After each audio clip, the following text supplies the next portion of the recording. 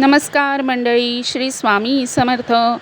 तर आज आपण गुळाचा शिरा कसा बनवायचा ते पाहणार आहोत. त्यासाठी मी ज्या वाटीने तूप आणि गूळ घेतलेला आहे त्याच वाटीच्या प्रमाणात 2 वाटी रवा घेतलेला आहे.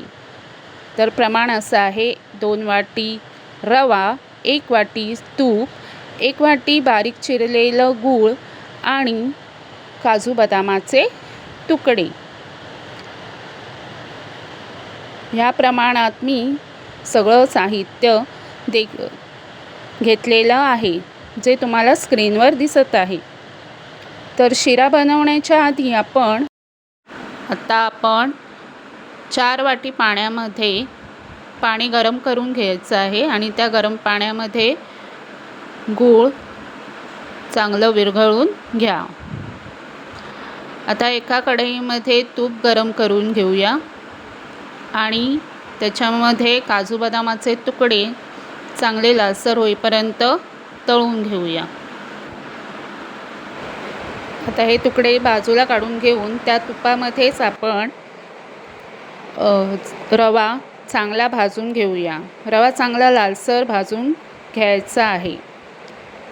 मंद आचेवर तुम्ही जेवढा लालसर भाजून घ्याल तेवढा हा शिरा चवीला छान होतो. आता हा रवा लालसर झाल्यावर आपण जे गुळाचं पाणी गरम केलेलं होतं ते पाणी हळूहळू याच्यामध्ये टाकायचं आहे आणि व्यवस्थित रवा हलवून घ्यायचं आहे.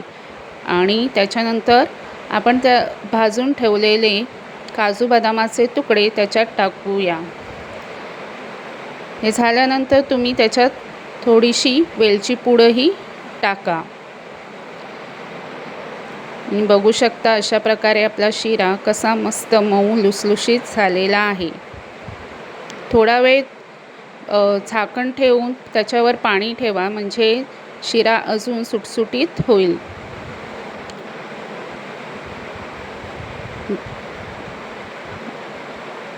बघू शकता तुम्ही की शिरा आपला किती मस्त लुसलुशीत झालेला आहे.